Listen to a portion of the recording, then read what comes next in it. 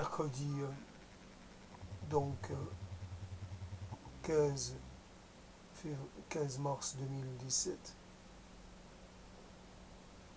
Je reprends cette thématique que j'avais déjà explorée et qui s'intitule Déchirure dans le tissu de la réalité.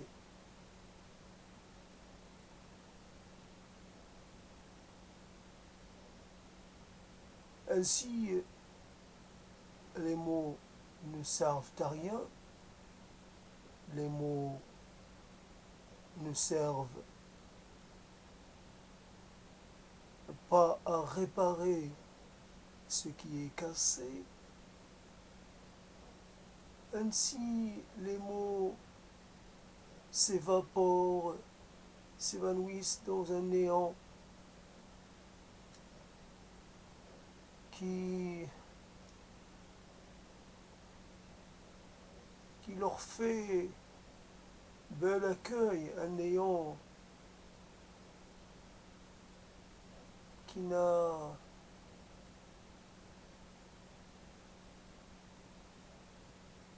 un néant indifférent qui accepte tout mais qui ne vous renvoie rien. Ainsi, les mots se suivent les uns après les autres et se dématérialisent. Ainsi en est-il de la réalité. La réalité perd peu à peu de sa concrétude, de sa matérialité, de sa substance.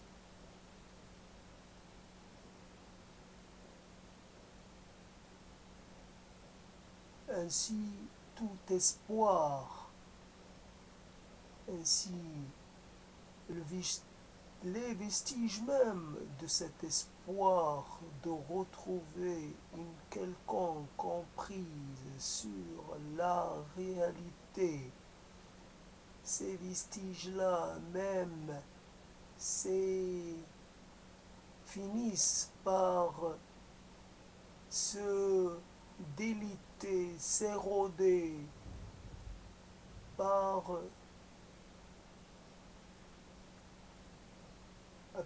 s'émietter, par partir, par disparaître.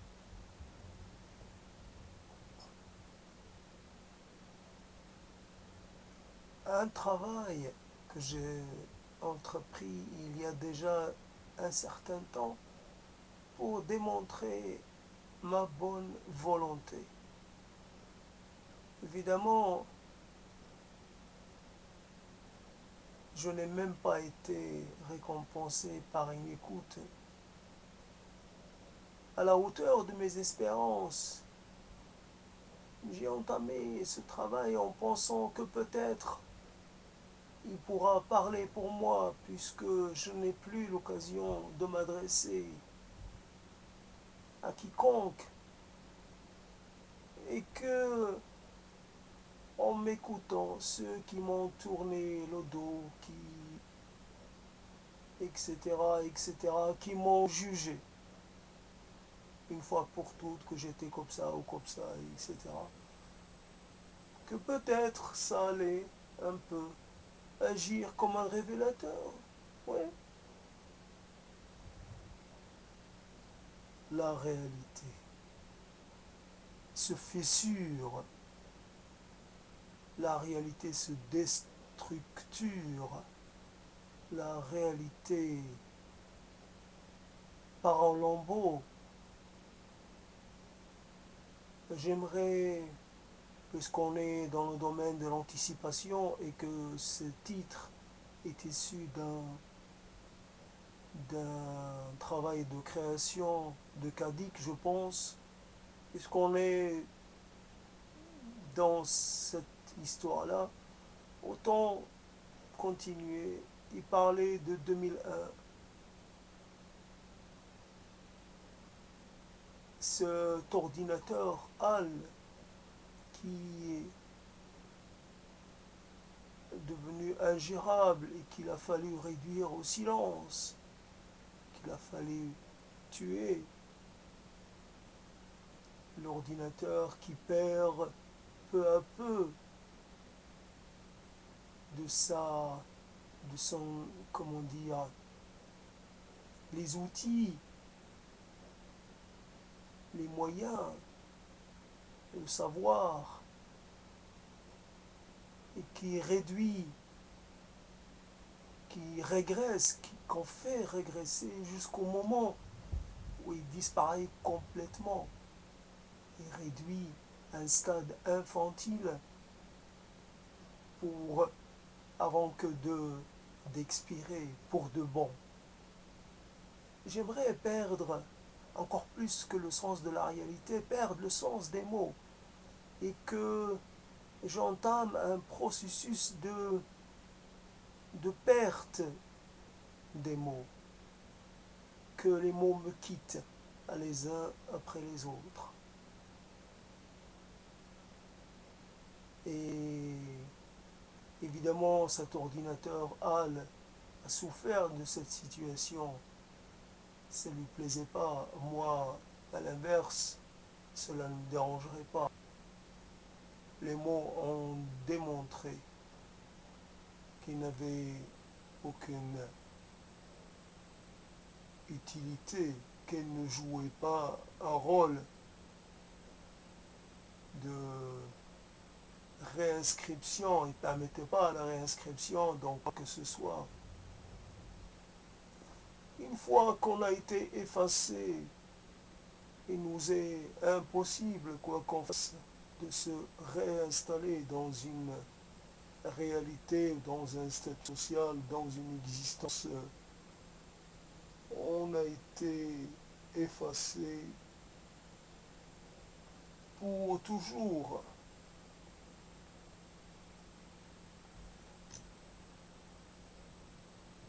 La réalité. Ainsi, la seule réalité que j'ai, c'est que à laquelle je peux m'accrocher, c'est ce verre. C'est cette chose qui me sert pour boire le café et cette chose avec laquelle j'ai un contact régulier, un contact prolongé. C'est mon verre. Il est là depuis bien des années. Il est plus concret que toutes les relations que je peux avoir. Il représente mon véritable horizon. Il représente mon lien et la chose qui me rattache à une continuité, à une normalité. Je m'endors et je me réveille, je sais que ce verre sera là, que rien ne se produira, sauf que rien de concret ne verra le jour, que la seule chose réelle avec laquelle je vais interagir, c'est ce verre. C'est ce verre et quelques petites autres choses dans ce milieu qui me sert de refuge et d'isoloir, puisque c'est à quel moment je me suis réfugié, j'ai commencé à m'isoler, je ne sais pas. En tout cas, il ne suffit pas d'appeler à l'aide, il ne suffit pas de dire qu'on est dans la difficulté. Il ne suffit pas de crier sa détresse pour que celle-ci soit entendue. Il ne suffit pas de dire qu'on a mal partout, pour qu'une que ceux qui vous entendent ou qui pourraient vous entendre se lèvent et se redressent et viennent vers vous. Non, ça ne marche pas.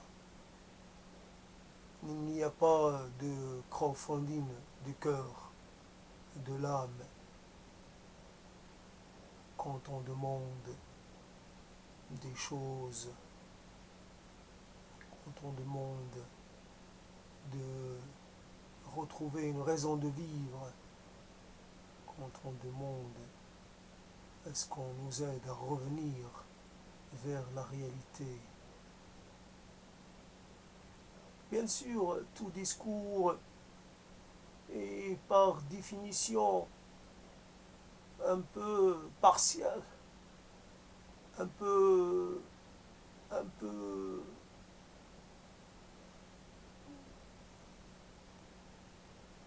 un peu, j'allais dire, tout discours est un peu biaisé dans le sens où il faut qu'il reste euh, dans une certaine atmosphère, qu'il garde une cohérence. Si on commence à parler d'une d'une façon particulière, il faut garder, il faut continuer dans la même veine. Ainsi, mais il est vrai que le dilettement et le dessaisissement est quelque chose qui se reflète dans beaucoup de choses, dans la pensée, dans les actes, dans le sentiment qu'on a par rapport à sa propre existence et son utilité, sa fonction, à ce à quoi on peut servir ou ne pas servir.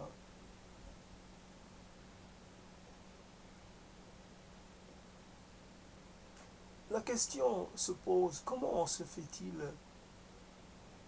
que le semblable soit si difficile d'accès à ce point?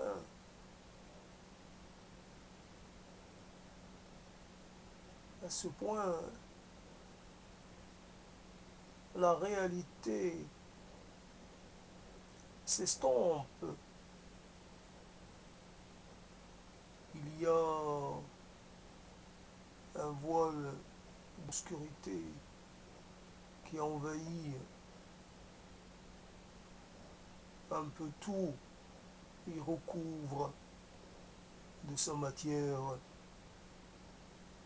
les éléments qui continuaient d'être visibles. Un voile pour couvrir tout sentiment d'existence, tout sentiment de réalité, tout sentiment d'appartenance. Il n'y a rien qui puisse durer. La désappartenance en totalité. Impossible d'appartenir, impossible de s'appartenir, impossible de se référer de cette chose ou d'une autre. Il n'y a aucune pensée, aucune philosophie, aucune vision qui puisse amener un quelconque réconfort.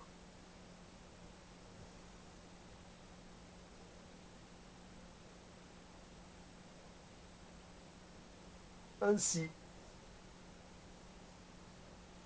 juste ces quelques mots pour ouvrir ce cycle que je vais continuer. Et donc, ce cycle qui va prendre pour titre Déchirure dans le tissu de la réalité. Peut-être que j'aurais aimé mettre un peu de fiction là-dedans, mais je n'ai plus le courage Ça demande un effort différent et je n'ai plus le courage de cela.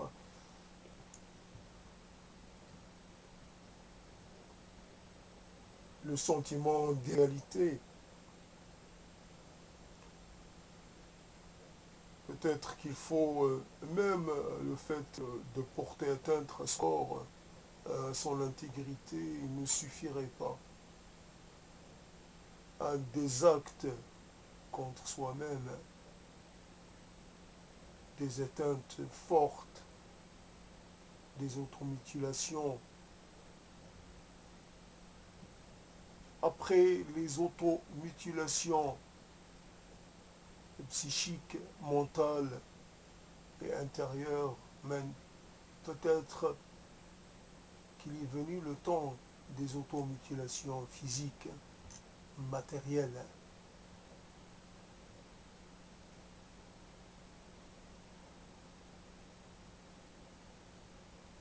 Il faut peut-être réaliser quelque chose qui signifie à tous qu'on fait plus partie de leur monde. Dans cette apparence tout à fait banale, mais normale, il n'y a aucun message, il n'y a aucune expression de cette impossibilité de vivre face à l'autre. On est dans une certaine conformité et finalement l'autre ne s'inquiète pas puisque il pense que s'il y a quelque chose qui se présente pas bien, c'est après tout ce n'est qu'un petit détail. Ainsi, personne ne peut se rendre compte à quel point il y a, il y a eu basculement, à quel point il y a eu un changement. Ceux qui prônent le changement, qui parlent du changement comme d'une alternative bénéfique, il faudrait qu'ils viennent me voir, que je leur parle de ce que c'est que le changement dans sa version, dans sa version adverse, dans sa version difficile.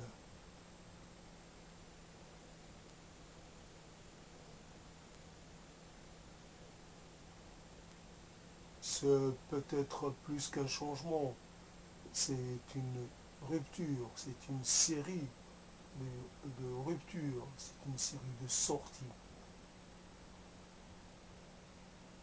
Et à un moment donné, on est poussé vers l'exil hors de soi-même. On n'est plus.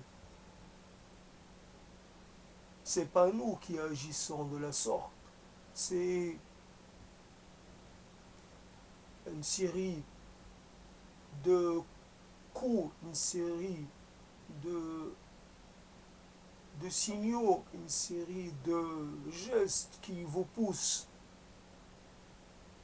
à sortir et à ne plus pouvoir habiter votre propre histoire, votre propre individualité.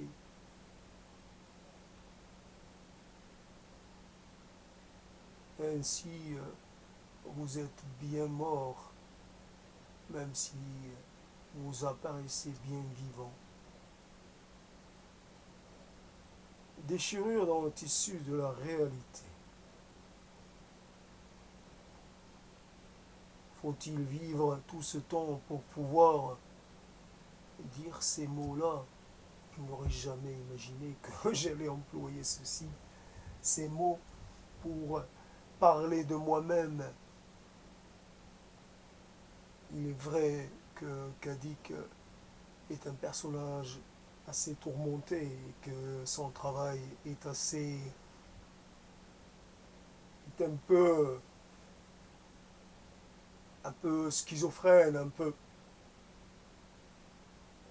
particulier. Le thème de l'identité, l'instabilité, l'illusion, tout un tas de les troubles donc de l'identité, la mémoire, euh, c'est toutes ces choses, un peu le délire, les visions, un peu tout cela chez Kadik et cela me laissait, me touchait pas, je restais distant par rapport à cela. Je lisais cela comme je lisais, comme j'aurais lu autre chose. Et voilà, arrive le moment où on fait partie peut-être de l'univers de Kadik. On devient un personnage dans dans cette ménagerie des désaccès. Un être qui ne peut pas vivre, mais qui ne veut pas mourir. Un être qui glisse vers l'abîme et pourtant qui s'accroche pour ne pas sombrer. À quoi bon lutter et en même temps, il ne faut pas céder, c'est trop facile de se laisser tomber, de se laisser glisser, de se laisser aller.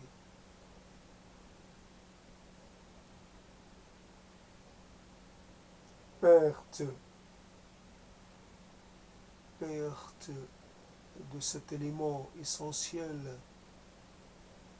ou un de ces éléments essentiels qui permettent de savoir qui l'on est, de quoi l'on peut se revendiquer, à quelle époque nous appartenons, à quel monde, à quel univers, à quel horizon, à quelle communauté.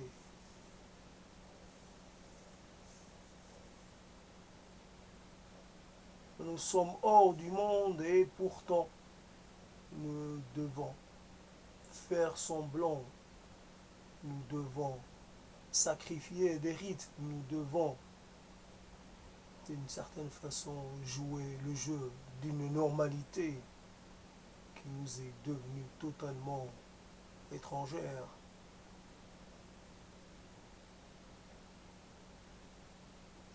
Déchirée dans le tissu de la réalité.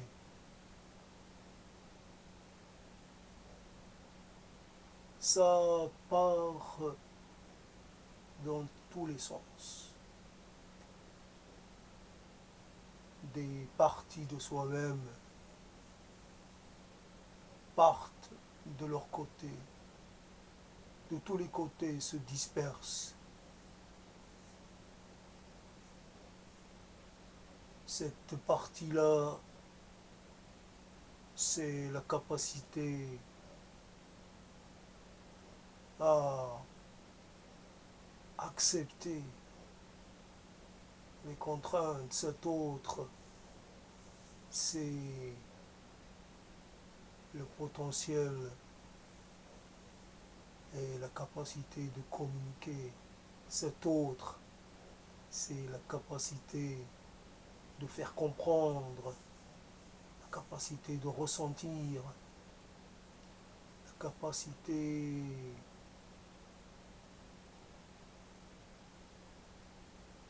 d'accepter ainsi toutes ces choses, tout ce potentiel, toutes ces capacités s'en vont. C'est sortent de soi-même, il ne reste à rien, il reste que du vide, un vide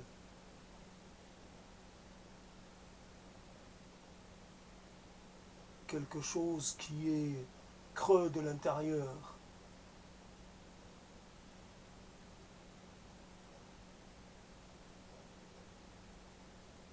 Une réalité,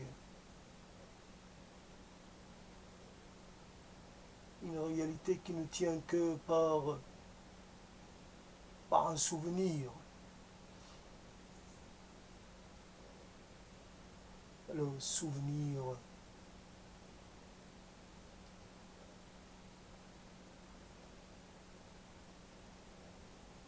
ce souvenir d'avoir été, ce souvenir d'avoir vécu, d'avoir ressenti, d'avoir communiqué,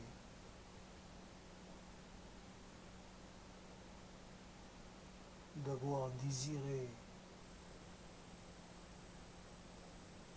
le souvenir d'un geste, d'une parole, d'un acte, le souvenir